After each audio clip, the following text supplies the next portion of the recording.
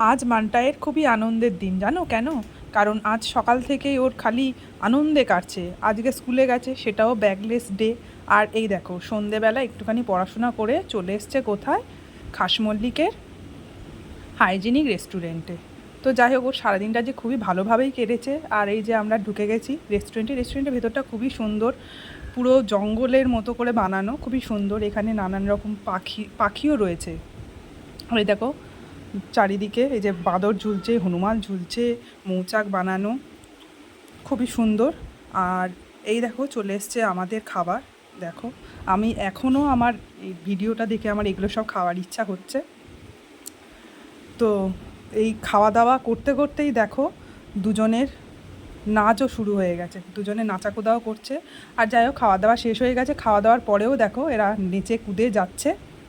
যাই হোক, খুব ভালোভাবেই দিনটা কেটেছে। ভিডিওটা ভালো লাগলে লাইক